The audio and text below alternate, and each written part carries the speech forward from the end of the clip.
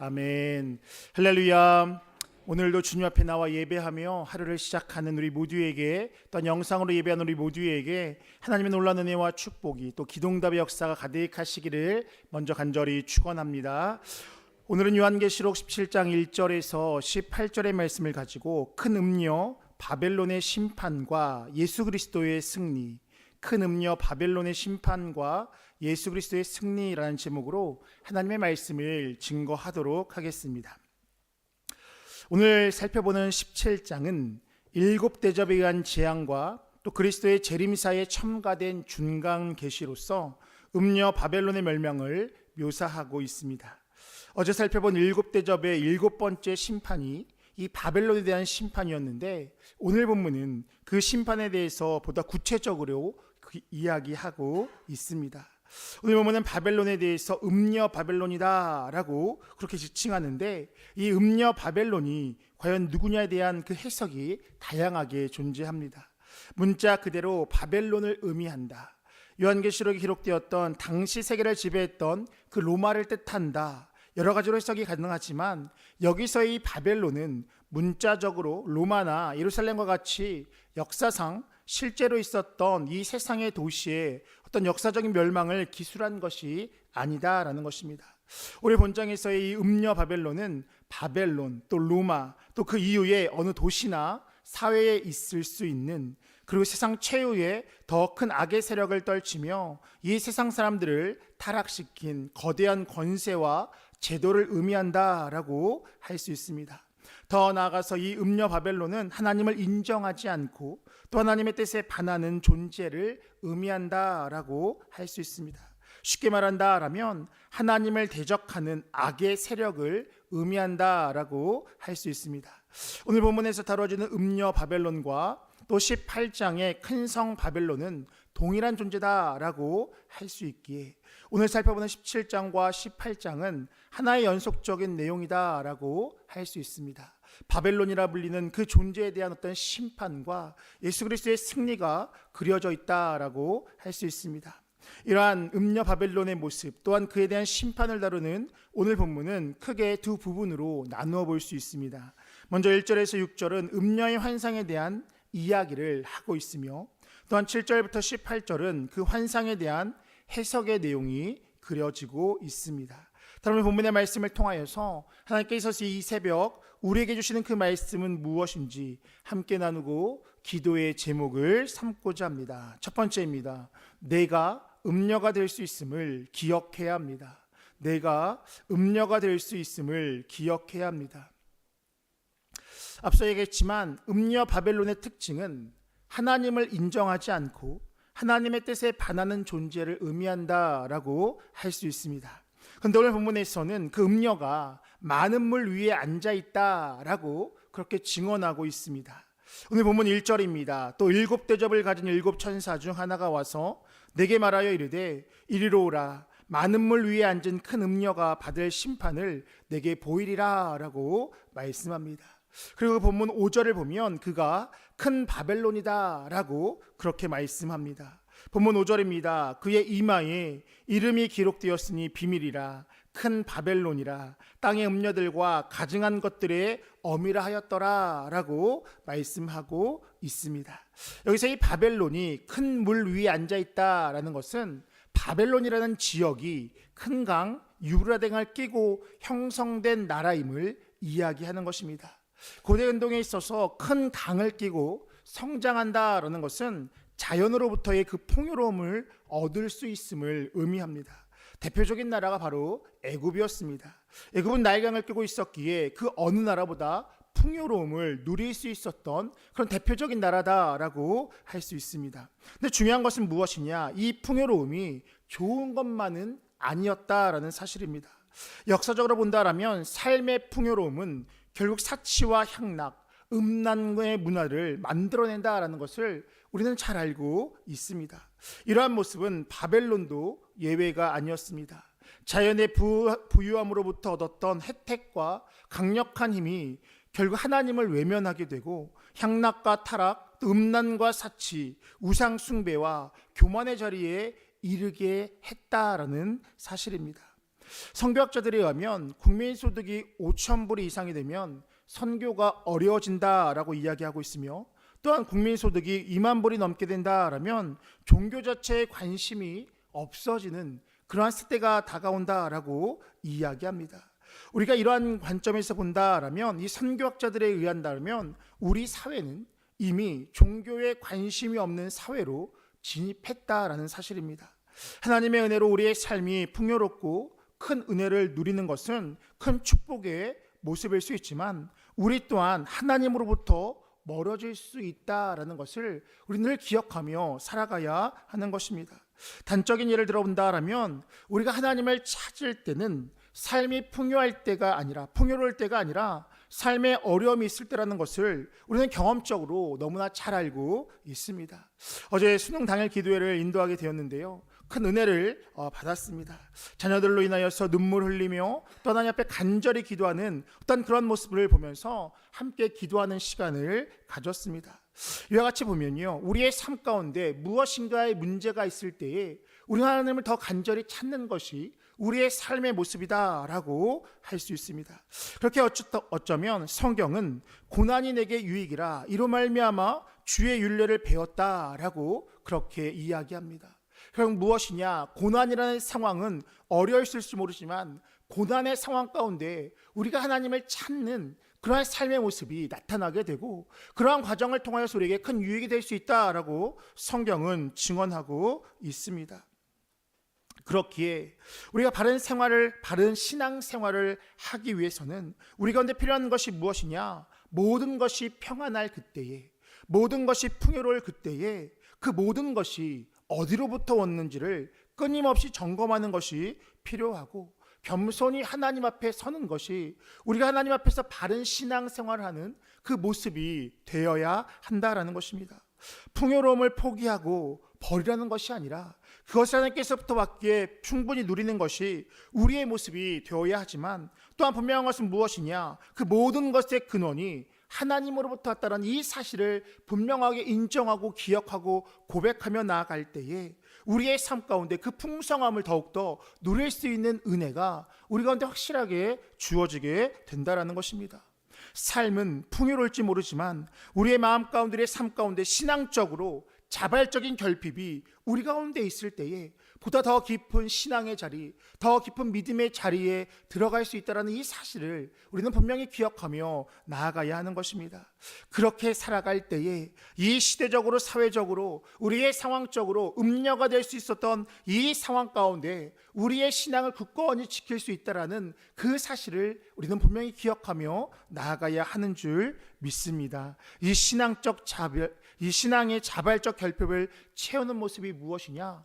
여러 가지로 이야기할 수 있지만 한마디로 말한다면 바로 예배의 모습인 줄 믿습니다. 우리가 예배할 때에 우리 이 시대와 상황 속에서 하나님으로부터 멀어지지 않게 되는 것이고, 또 이러한 여러 가지 상황들 가운데 하나님을 배반하지 않고 또 교만하지 않는 그러한 상황 가운데 승리의 역사가 우리의 삶 가운데 주어지게 되는 줄 믿습니다. 그렇기 때문에 삶이 풍요로울 그때에, 삶이 안정될 그때에 더욱더 주님 앞에 나와 예배하는 것이 바로 우리의 삶의 모습이 되어야 하는 줄 믿습니다. 바라는 것은 내가 음녀처럼 하나님으로부터 멀어질 수 있음을 삼가 조심함을 통하여서, 예배함을 통하여서 멸망이 아닌, 심판이 아닌 구원의 은혜를 누리며 나아가는 우리 모두의 삶이 되시기를 간절히 축원합니다. 두 번째입니다. 우리의 삶 가운데 음녀 바벨론의 유혹과 핍박이 있음을 기억해야 합니다. 우리의 삶 가운데 음녀 바벨론의 유혹과 핍박이 있음을 기억해야 합니다. 오늘 본문 2절부터 4절은 이렇게 이야기합니다. 땅의 임금들도 그와 더불어 음행하였고 땅에 사는 자들도 그 음행의 포도주에 취하였다 하고, 곧 성령으로 나를 데리고 광야로 가니라. 내가 보니 여자가 붉은빛 짐승을 탔는데 그 짐승의 몸에 하나님을 모독하는 이름들이 가득하고 7머리와 10뿔이 있으며, 그 여자는 자줏빛과 붉은빛 옷을 입고 금과 보석과 진주로 꾸미고 손에 금잔을 가졌는데 가증한 물건과 그의 음행에 더러운 것들이 가득하더라 라고 말씀합니다. 음녀 바벨론은 자신만이 하나님을 대적하고 하나님으로부터 멀어졌던 것이 아니라 땅의 임금들과 땅에 사는 사람들도 함께 음행하게 하고 음행의 포도주를 먹게 했다라고 그렇게 기록하고 있습니다. 또한 이 음녀는 몸에 하나님을 모독하는 이름이 가득한 7머리와 10뿔이 있는 붉은빛 짐승을 탔다라고 이야기하는데, 이는 사탄과 악의 영을 의미한다라고 할 수 있습니다. 즉 이 음녀 바벨론은 스스로만 했던 것이 아니라 이 땅의 왕과 사람들을 음행하게 할 그때에 스스로 했던 모든 것들이 아니라 사탄과 악한 영과 함께함을 통하여서 사람들을 미혹하고 하나님을 대적했다라고 그렇게 증언하고 있습니다. 그들의 모습은 화려했고 또 가증했으며 음행하고 더러운 모습이 그들의 모습이었습니다. 또한 머리가 7과 완전수 7이라는 이 숫자를 통하여서 강력한 모습, 또 완전한 모습, 그 악한 영들이 강력함을 드러내고 있습니다. 결국 그들의 모습은 화려했고 가증했고 음행하고 더러운 모습이었으며 강력한 모습으로 우리의 삶 가운데 다가오는 것이 바로 이 악한 영들의 모습이다라고 할 수 있습니다. 지금 음녀는 그러한 악한 영과 함께 하나님을 대적했고 사람을 미혹하고 멸망에 이르게 하는 그러한 존재였다라고 성경은 증언하고 있습니다. 그들의 모습은 화려함으로 다가오는 그 모습이 구체적으로 어떻게 다가오느냐, 우리의 삶 가운데 때로는 두려움과 또 걱정과 염려와 또 돈과 명예와 권력의 모습으로 우리의 삶에 찾아와서 우리를 미혹하고 하나님으로부터 떨어뜨리려고 하는 것이 그들의 모습이다라는 것입니다. 앞서도 얘기했지만 이 음녀 바벨론은 단순히 역사상의 바벨론과 로마를 의미하는 것이 아니라 각 시대마다 하나님을 대적하는 존재의 모습으로 여전히 존재하고 있다라는 것입니다. 우리가 사는 이 사회를 바라봐도 이러한 존재가 여전하다라는 것을 우리는 잘 알고 있습니다.